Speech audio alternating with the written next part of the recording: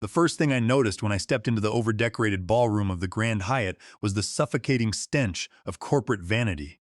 It smelled like expensive cologne, masking the rot of compromised ethics, expensive Prosecco, and the underlying scent of panic. I adjusted my charcoal blazer, the exact same conservative jacket I had worn to the last three mandatory corporate galas, and gravitated toward the shadowed perimeter of the room. No fancy lapel pin, no artificial smile, just Julian Croft from Risk and Compliance. That was how the executive suites referred to me whenever they bothered to acknowledge my existence at all. Julian from Risk, as if I were merely a footnote at the bottom of an audited financial report, rather than the sole reason this firm had survived 3 federal compliance inquiries without facing liquidation. At 48 years old, I had spent 8 years staring into the financial guts of Stafford Financial Solutions. I had built the predictive risk algorithms from scratch, written the custom compliance protocols, and personally patched the vulnerabilities that saved the firm during the New Jersey commercial real estate collapse. Yet, across the polished marble floor, Chloe Stafford, 26 years old, wildly entitled, and barely sober, floated through the crowd as if she owned every square inch of the building. Technically, her father, CEO Charles Stafford, had handed her the title of Vice President of Global Corporate Events as a vanity tax write-off. She wore a shimmering silver metallic dress that caught the glare of the crystal Duchenne chandeliers, flashing a practiced smirk while holding a flute of vintage champagne. Every time she passed a cluster of senior managers, they laughed a little too loudly, eager to stay on the good side of the boss's daughter. I did not care about the spotlight. I needed a glass of water and a quiet corner to review the preliminary balance sheets for the upcoming fourth quarter. But when I approached the bartender bypassed me completely to serve a junior associate who had been hired 6 weeks prior. I turned away, holding a lukewarm glass of sparkling water, and watched the main projection screen flash the opening slide of the presentation titled Stafford Financial, Our People, Our Power. The slideshow paraded photos of senior executives, portfolio managers, and even administrative interns. My name was completely absent. Every member of my compliance department had been listed, but I had been excised entirely. It was a deliberate, calculated erasure. I stood by the velvet drapes, taking a small sip of water, refusing to allow my expression to reveal the cold fury igniting behind my eyes. For 8 years, I had quietly cleaned up after Chloe's public relations disasters and her father's aggressive accounting practices. I had personally flagged irregular wire transfers and documented off-balance sheet entities that violated federal reporting guidelines. Yet to the executive inner circle, I was just background noise, a necessary nuisance who spoke in legal warnings and regulatory caps. Chloe took the stage, snatching the wireless microphone from the elderly master of ceremonies who had just concluded a silent charity auction for a ski resort package. She swayed slightly on her high heels, her voice booming through the speakers with slurred arrogance. "Listen up, everyone," she declared into the mic, flashing her porcelain veneers. "That charity stuff was cute but completely boring. Let us do something fun, something unexpected before we open the main bar." I felt a sharp coldness in the pit of my stomach, but I remained motionless near the back curtain. Chloe scanned the ballroom like a game show host selecting an unsuspecting victim. She pointed her manicured finger directly toward my corner. "How about we auction off my father's most boring senior analyst? Come on, Julian from Risk. You have been standing over there all night looking like a gloomy candle. Let us put some value on your head." Before I could move, the technician controlling the overhead lighting pivoted a blinding white spotlight across the ballroom floor. It tracked directly onto me, pinning me against the dark velvet curtain like an insect specimen under a microscope.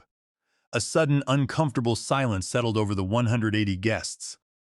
I stood frozen in the harsh glare, my hands folded calmly in front of my jacket, keeping my breathing perfectly steady. "Don't all raise your paddles at once." Chloe laughed into the microphone, her voice echoing off the high ceilings. "We are talking about the man who once flagged a decimal point discrepancy in a $20 million portfolio exposure, like it was a matter of national security. He literally makes Microsoft Excel spreadsheets cry. A few nervous chuckles rippled through the front tables, but most of the senior staff remained silent. They knew the work I did. They knew I had single-handedly pulled the company back from the brink of a Department of Justice investigation when our risk algorithm flagged institutional mortgage portfolio incorrectly. Yet no one spoke up. No one stopped her. Chloe leaned over the podium, pretending to pout. Wow, what a tough crowd. No takers for our resident robot? Not even for $50? I held my ground beneath the burning light. The humiliation was designed to put me in my place, to remind me that no matter how much institutional knowledge I possessed, I was still an expendable employee serving at the whim of the Stafford family. But as I looked past the glare of the spotlight, toward the back of the room near the private catering doors, I spotted a tall man in a tailored charcoal suit standing completely still. He was not laughing. He was not drinking. He held a leather-bound notebook under one arm, watching Chloe with cold, calculating eyes. It was Dominic Vance, the managing director of Vance Capital Partners and private equity investor who controlled over 30% of our non-voting preferred shares. He caught my eye through the crowd, giving me a subtle, almost imperceptible nod. That single nod confirmed what I had known for months. The trap was ready. All I had to do was pull the lever. The spotlight snapped off, leaving my eyes straining to adjust to the dim ambient light of the ballroom. Chloe stumbled off the stage with a triumphant giggle, handing the microphone back to the rattled auctioneer, while her circle of sycophants clapped. I remained by the drapes, sipping my water with complete composure, refusing to give anyone the satisfaction of seeing me flinch. In the corporate world, emotional reactions are vulnerabilities.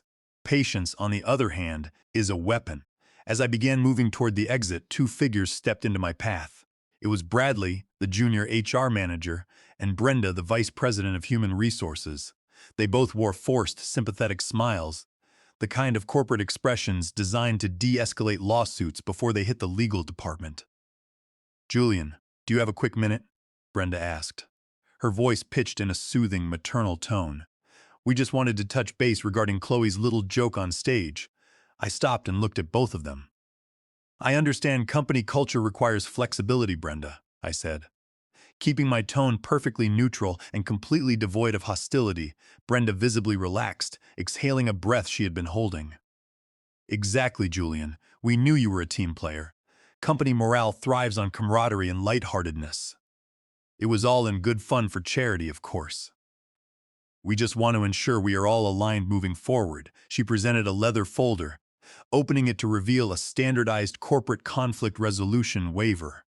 It was a document releasing Stafford Financial Solutions from any liability regarding workplace harassment or hostile environment claims arising from the evening's event.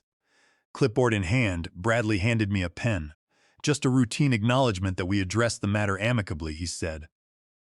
I took the pen, signed the bottom of the document with my crisp signature, and handed it back. But as I turned to leave, I deliberately reached into my pocket, pulled out an encrypted thumb drive, and placed it on the small cocktail table between us. I recorded the entire conversation, including Chloe's auction announcement, for my personal compliance logs, I said softly. Under federal employment standards and corporate governance guidelines, retaliatory actions following protected disclosures are strictly prohibited. "Have a pleasant evening." Brenda's smile froze. Bradley dropped his pen. I did not wait for their response. I walked straight out of the hotel lobby and into the crisp night air, stepping into a waiting black car I had reserved an hour prior. 10 minutes later, the sedan pulled up to the Conrad Hotel, a quiet luxury property located 3 blocks from our corporate headquarters. I walked through the quiet lobby and into the dimly lit executive lounge. Dominic Vance was sitting in a corner booth, a cup of black espresso sitting on the marble table in front of him. He was 50 years old, sharp-featured, wearing a navy dress shirt with the sleeves neatly folded back. He did not waste time with small talk. "Sit down," Julian Vance said, gesturing to the leather seat across from him. "I saw the circus tonight. Absolute embarrassment. Charles Stafford has let his daughter turn a $40 billion asset management firm into her personal playground." I sat down, placing my leather briefcase on the bench beside me. "Chloe is an asset for us, Vance," I replied calmly. Her arrogance creates reckless oversights. Arrogant executives do not double-check their legal disclosures or their balance sheets. Vance tilted his head, his sharp eyes locking onto mine. 18 months ago, you sent me an encrypted audit report that saved my firm $25 million in bad debt exposure. You flagged a misplaced decimal point in Stafford's commercial real estate portfolio that 3 external accounting firms missed. Why did you reach out to me back then, Julian? Because I recognized that Charles Stafford was systematically violating federal securities laws to mask declining liquidity, I answered flatly. I authored the core algorithms that power Stafford Financial.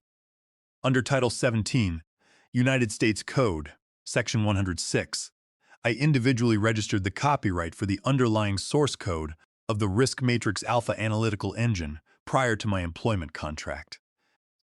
I granted Stafford Financial an exclusive operational license contingent upon strict adherence to federal risk limits. They breached those limits 6 months ago. Vance leaned back, a faint, cold smile touching his lips. And what about the patent rights?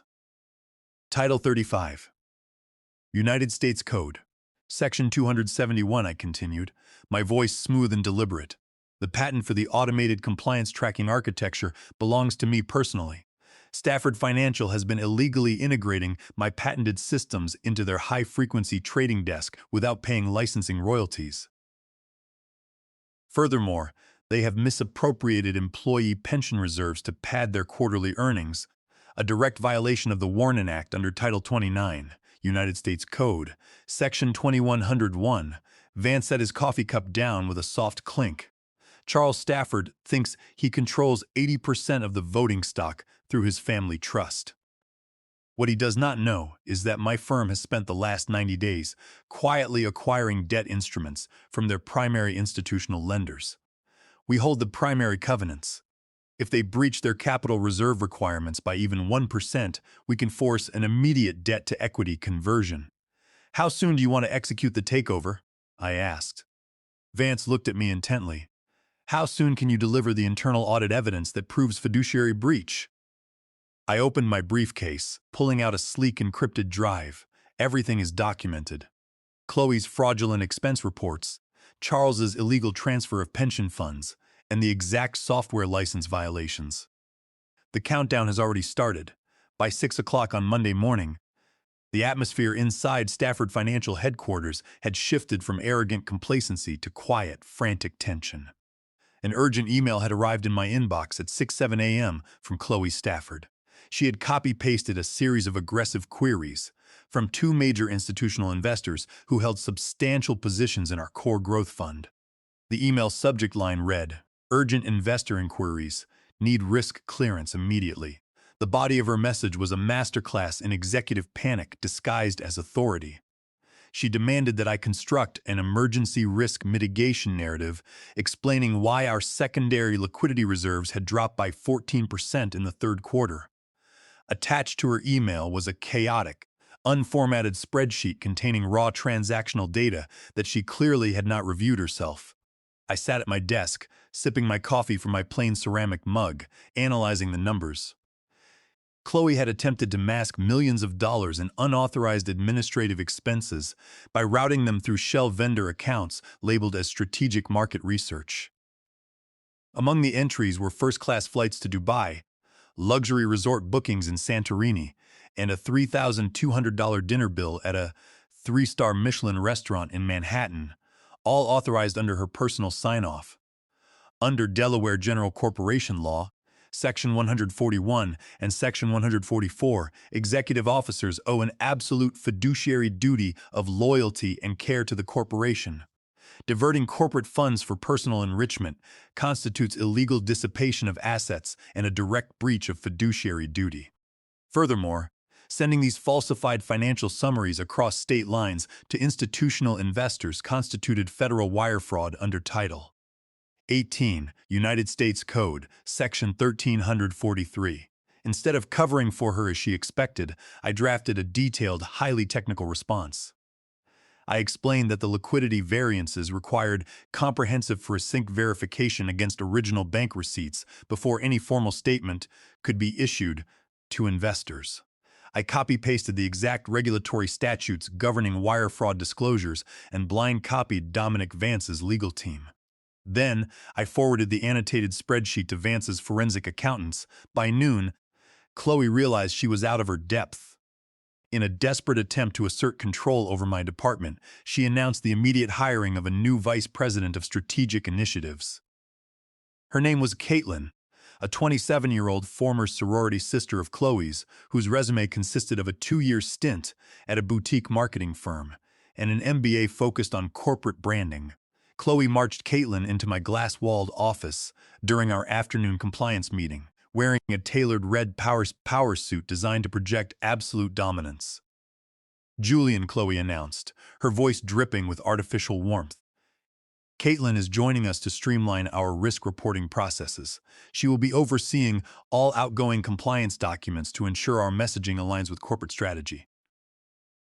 You will report directly to her on all investor disclosures."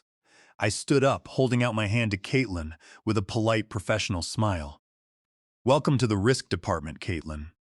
I look forward to walking you through our analytical architecture." Caitlin shook my hand with a slight, patronizing smile. "Thanks, Julian.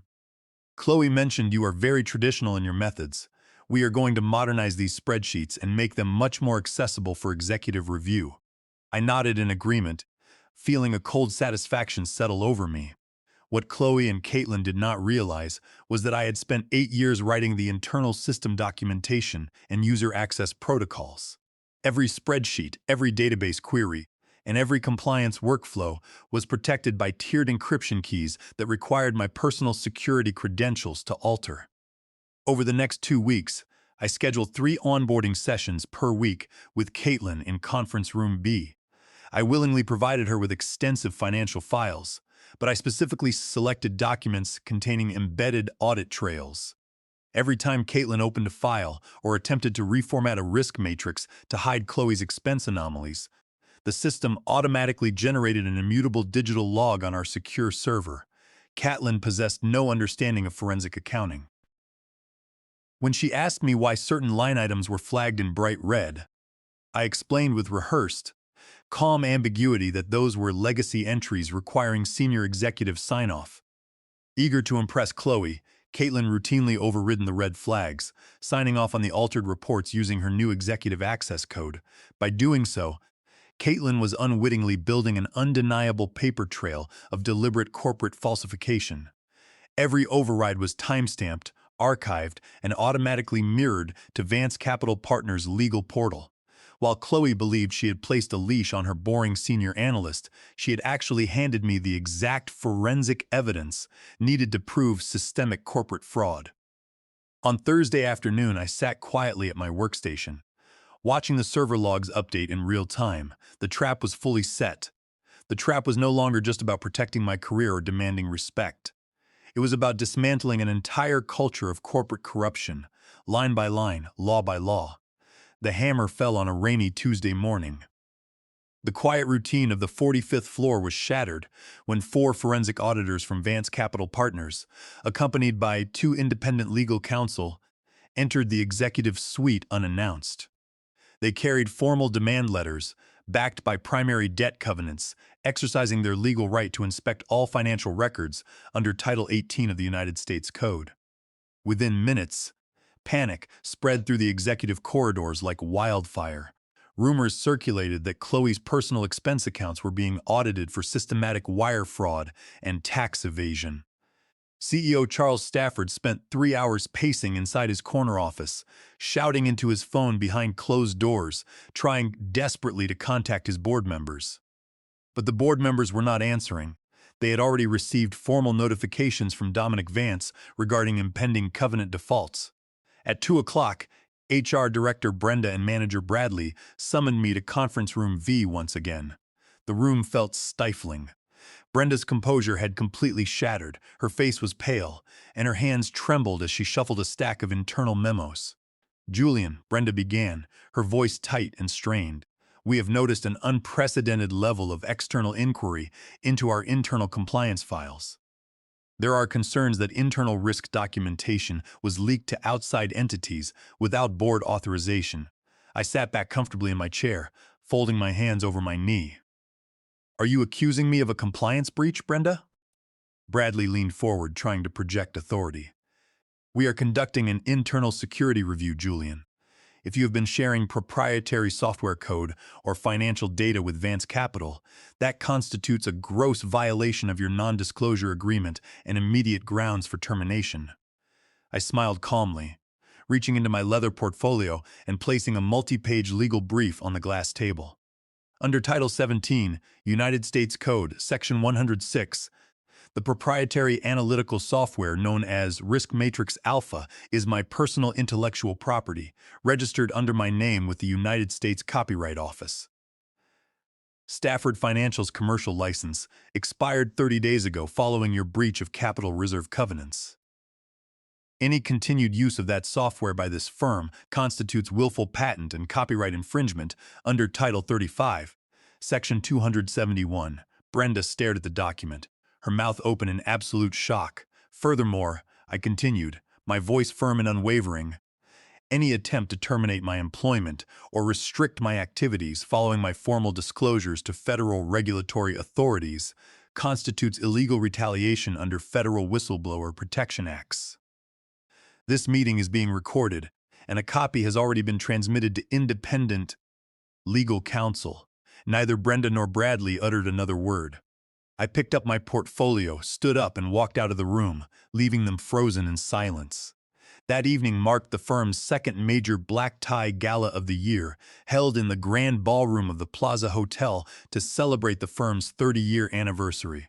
Charles Stafford had insisted on proceeding with the event to project stability to the market, but the tension in the room was palpable. Executives spoke in hushed whispers, constantly checking their phones, while senior partners avoided eye contact with the CEO. Chloe Stafford was present, wearing a dramatic gold sequin gown, drinking heavily to mask her growing terror. By 9 o'clock, completely intoxicated and desperate to reclaim her dominant posture, she pushed past the master of ceremonies and seized the microphone once again. "Good evening, everyone." Chloe slurred into the sound system, her voice echoing harshly across the marble floor. "Before we wrap up, I think we need to revisit our favorite tradition from last month." The room fell dead silent. Guests exchanged awkward, uncomfortable glances. Chloe pointed her microphone straight at me as I stood near the back of the room, holding my glass of water. "Where is our favorite spreadsheet robot Julian from Risk?" she yelled, laughing hysterically into the mic. "Let us try this again. Who wants to bid on Julian tonight? Do I hear $10 for the most boring analyst in financial history?" No one laughed. The silence was deafening. Guests looked away in utter embarrassment for her. But before Chloe could speak again, a clear, commanding voice cut through the silence from the rear entrance of the ballroom. $1 million. The entire room turned instantly. The crowd parted as Dominic Vance stepped forward, wearing an immaculate charcoal suit, walking with calm, deliberate authority. He walked straight down the center aisle toward the stage, holding a thick leather binder in one hand. Chloe blinked in confusion, her slurred confidence vanishing. "What did you say?" she stammered. "I said $1 million, Vance repeated, stopping directly in front of the stage. He reached into his jacket, pulled out a gold-embossed credential card, and held it up for the entire room to see. "I am Dominic Vance, Managing Director of Vance Capital Partners. As of 5 minutes ago, following a mandatory debt-to-equity conversion triggered by systemic covenant defaults, Vance Capital is the new owner and majority shareholder of Stafford Financial Solutions." A collective gasp echoed across the ballroom. Board members stood up in shock. Vance looked up at Chloe, his voice echoing through the microphone system. "I did not purchase this company for its prestige or its executive management. I purchased it for one reason only: Julian Croft. He is the sole individual who protected this firm's integrity while management spent millions on fraudulent personal expenses." Chloe stood frozen on the stage. Her hands began to shake so violently that the wireless microphone slipped from her fingers. It crashed onto the hard marble floor with a loud, reverberating thud, echoing through the absolute silence of the room. The following morning at 8 o'clock, the Mahogany Row boardroom on the 46th floor was filled to capacity. Sunlight poured through the floor-to-ceiling glass windows, illuminating the polished wooden table where the future of Stafford Financial Solutions was about to be decided. Sitting at the head of the table was Dominic Vance. To his right sat my legal counsel and myself, dressed in a sharp navy suit, holding a comprehensive master compliance dossier. Sitting across from us was CEO Charles Stafford, looking drained, his face pale and lined with exhaustion. Next to him sat Chloe, stripped of her executive swagger, staring blankly at the polished wood, accompanied by her personal defense attorney. HR Director Brenda and Manager Bradley sat at the far end of the table, looking like nervous defendants awaiting a jury verdict. Dominic Vance opened the meeting without emotion. "We are here to formalize the restructuring of this institution," Vance announced, his voice smooth and authoritative. Under Delaware General Corporation Law, Section 141, the majority shareholder has executed a formal written consent reconstituting the board of directors effective immediately. Vance turned his gaze toward Charles Stafford. "Charles, due to gross negligence, failure to exercise fiduciary care, and overseeing systematic violations of federal reporting guidelines, your employment as Chief Executive Officer is terminated for cause, effective immediately. Your equity options are frozen, pending the resolution of outstanding corporate waste claims." Charles swallowed hard, his hands trembling slightly, but he said nothing. His attorney leaned over to whisper in his ear, shaking his head slowly, recognizing that any legal challenge against a majority shareholder with absolute covenant rights was completely futile. Vance then looked directly at Chloe. "Miss Stafford, forensic audits conducted over the past 48 hours have confirmed extensive personal expenditures, routed through corporate accounts, constituting illegal dissipation of corporate assets and federal wire fraud under Title 18, United States Code, Section 1343. Furthermore, your actions expose this firm to massive intellectual property liability under Title 17, Section 106, due to the unauthorized commercial exploitation of Julian Croft's patented software." Chloe's attorney immediately intervened on her behalf. "My client is prepared to sign a full resignation agreement and surrender all corporate assets in exchange for a non-prosecution agreement. That decision will rest entirely with our new executive leadership," Vance replied coldly. He turned to face me, gesturing toward the master dossier in front of my seat. "Julian Croft is hereby appointed Special Advisor to the Board of Directors and Chief Risk Officer of the reorganized entity," Vance declared, his voice echoing clearly across the boardroom. "He will possess absolute veto authority over all corporate expenditures, risk allocations, and compliance structures. All department heads will report directly to him." I leaned forward, opening the master file, looking directly across the table at Chloe and Charles. My voice was calm, precise, and measured. Under Title 29, United States Code, Section 2101, the Warren Act requires strict compliance regarding employee fund management. The pension and severance reserves that were illegally diverted over the past 18 months will be fully restored immediately using the clawed-back executive bonuses from the previous fiscal year. I glanced over at Brenda and Bradley. "Human resources will undergo a complete structural overhaul. All non-disclosure agreements signed under duress or fraudulent pretenses are hereby declared void ab initio. We will build a culture based on strict regulatory compliance, professional merit, and legal integrity." Chloe looked up at me, her eyes filled with a mixture of resentment and defeat.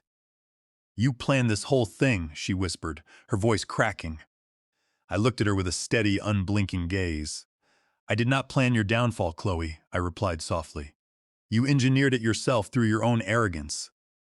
I simply kept accurate records, enforced the law, and waited for the math to catch up with you." The meeting adjourned 10 minutes later. As Charles and Chloe gathered their personal belongings and were escorted from the building by security, I gathered my documents and walked toward the executive elevators. As I stepped into the hallway, I passed Brenda and Bradley standing near the glass partition. Bradley looked down at his shoes while Brenda offered a timid, nervous nod. I returned the nod with a faint, polite smile. Stepping into the elevator and pressing the button for the main lobby, I stepped out of the building into the bright morning sunlight of Manhattan. The air was crisp and clear, free from the suffocating atmosphere of the boardroom. My phone buzzed in my pocket with a text message from Dominic Vance. The board has approved your new compliance architecture. Welcome to your company, Julian. I looked up at the towering glass facade of the building where I had spent 8 years working in the shadows. I slipped my phone back into my pocket, adjusted my jacket, and walked down the street with a calm, steady stride. In the end, corporate arrogance always crumbles when confronted by unyielding legal truth. And for anyone who ever thought a dedicated risk analyst was boring, they quickly learned that precision is the most dangerous force in the room.